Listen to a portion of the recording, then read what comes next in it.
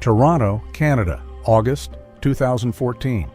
The letter arrived on a Tuesday. It was embossed with a logo recognized in every corner of the earth, the prancing horse. But this wasn't an invitation to a gala, and it certainly wasn't a thank you note for buying one of their $300,000 machines. It was a threat. Joel Zimmerman, better known to the world as the electronic music titan deadmau5, was holding a cease and desist order. His crime: he had taken his Ferrari 458 Italia, a masterpiece of Italian engineering, and wrapped it in bright baby blue vinyl. He plastered a pixelated Nyan cat meme across the side. He replaced the legendary Ferrari badges with custom emblems that read Purrari. He even put custom floor mats in the footwell. To you and me, this looks like a millionaire having fun with his property. But to the lawyers in Maranello, Italy, this was an act of war. They didn't just ask him to take it down. They claimed he had committed trademark infringement. They argued that by modifying the car he had paid for, he had polluted the sanctity of the brand. deadmau5 had a choice: fight $1 billion legal team in court or surrender. He stripped the wrap. He removed the badges. He sold the car. The internet was furious. How can a company tell you what to do with a product you own? But that is the wrong question, because in the eyes of Ferrari, you never really own the car. You're just paying for the privilege of holding the keys. This is not a story about cars. This is a story about the most aggressive legal trap in the history of luxury goods. A system designed to strip you of your property rights, control your public image, and blacklist anyone who dares to step out of line. Welcome to the paradox of Maranello. To understand how a car company became a totalitarian state, we have to go back. We have to go to Modena, Italy, 1947. The rubble of World War II was still being cleared, and a man named Enzo Ferrari was angry. Enzo was not a businessman. He was a racer, a purist, a man obsessed with speed and victory. He viewed the production of road cars with absolute disdain. To him, selling cars to the public was a necessary evil, a dirty job required to fund his true passion: the Scuderia Ferrari racing team. He didn't care about customer service, he didn't care about comfort, and he certainly didn't care about the wealthy elites who came knocking on his door. When kings, movie stars, and tycoons arrived in Italy begging to buy his cars, Enzo would often refuse to meet them. He would make them wait for hours. He would insult their driving skills. If a customer complained that the transmission was too stiff or the engine was too loud, Enzo would tell them to buy a Jeep and kick them out. But then something strange happened. A psychological glitch in the human brain. The worse he treated them, the more they wanted the cars. Enzo had accidentally stumbled upon the ultimate Veblen good, a product where the demand increases as the price and the difficulty to obtain it goes up.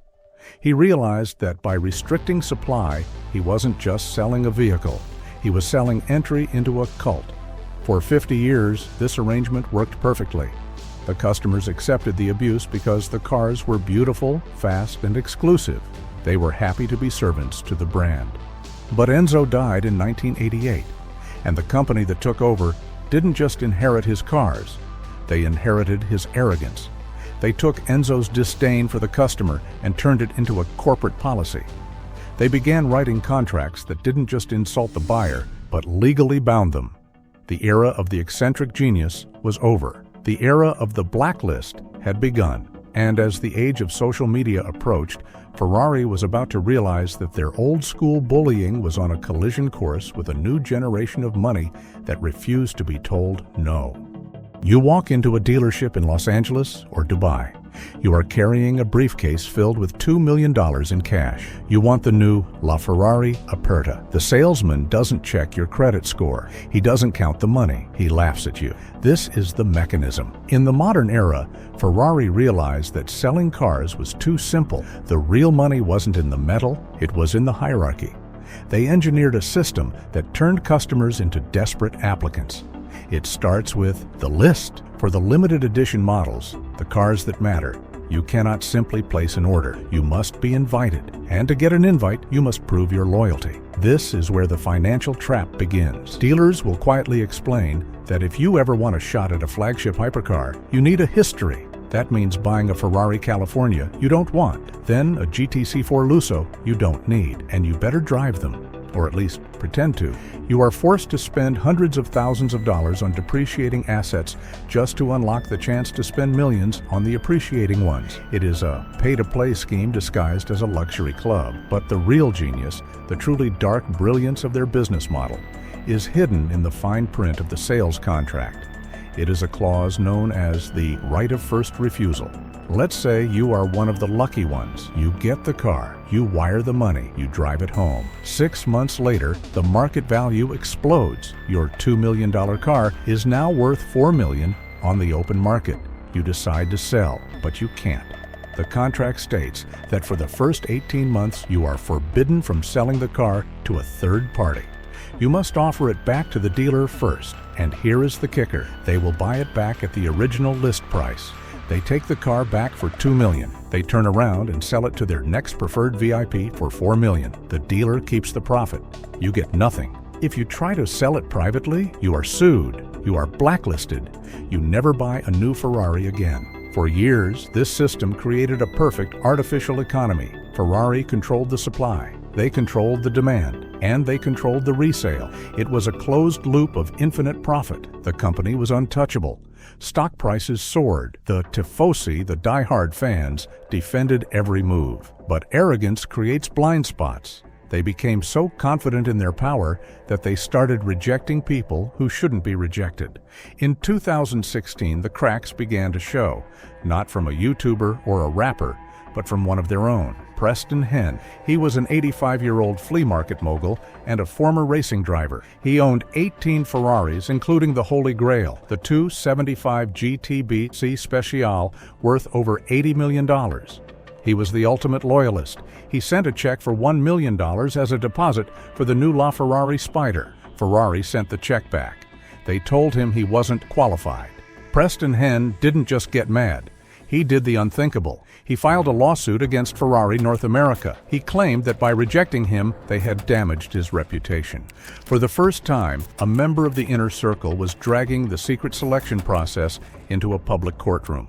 Ferrari shrugged it off. They thought they were gods. They didn't realize that the world outside their gates was changing. And the next attack wouldn't come from a billionaire in a courtroom. It would come from Instagram.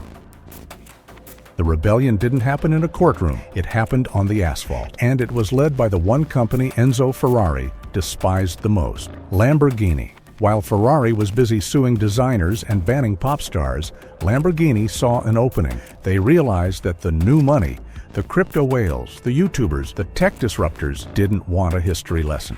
They wanted noise. They wanted chaos. When Deadmau5 forced to sell his Purrari, Lamborghini didn't stay silent. They called him. They didn't send a cease and desist.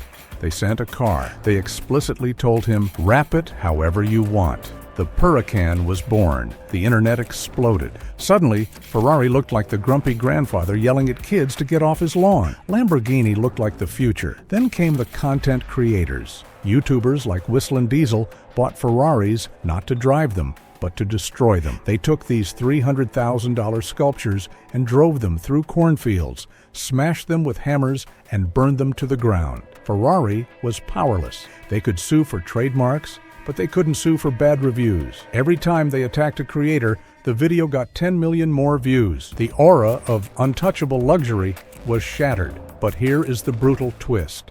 The cruel irony of the business world. It didn't matter. While the culture laughed at them, the investors cheered. Ferrari went public on the New York Stock Exchange under the ticker race. Because of their ruthless scarcity tactics, their profit margins were higher than any other car company on earth. They became an asset class, a tool for the super rich to park their money. The villains, the board members, and the shareholders didn't pay the price for their arrogance. They got richer. The people who paid the price were the dreamers. The charity Puro lost their fight. They were steamrolled by the corporate machine. The enthusiasts were priced out, pushed aside for VIP investors who leave the cars rotting in air-conditioned garages. The passion was harvested.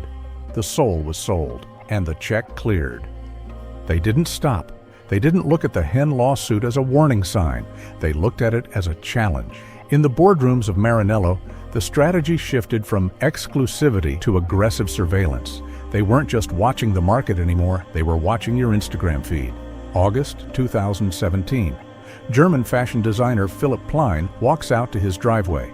He owns a Ferrari 812 Superfast, a $350,000 machine. He puts a pair of his own branded sneakers on the hood. He snaps a photo. He posts it. Within days, a legal courier arrives. It wasn't a request. It was a demand for $300,000 in damages. Ferrari's lawyers argued that by placing his trashy shoes on their car, he was tarnishing the reputation of the prancing horse. They explicitly stated in court documents that Plein's behavior and brand were totally inconsistent with Ferrari's brand perception. Read that again. A company sued their own customer because they didn't like his vibe. This was the turning point, the moment the mask fell off. It wasn't about protecting the car, it was about class warfare. They were telling the world that new money wasn't welcome, even if their checks cleared. And if you think that's petty, look at Justin Bieber. The pop star treated his white Ferrari 458 like a used Civic. He drove it hard, he installed a wide-body kit. He wrapped it neon blue. At one point, he went partying in Beverly Hills, parked the car, and forgot where he left it for 3 weeks. When he finally found it, he auctioned it off without the dealer's permission. Ferrari didn't sue him. They did something worse. They quietly erased him. Reports surfaced that Bieber was placed on the blacklist, banned from ever buying a special edition again. But this corporate bullying concealed a much darker reality.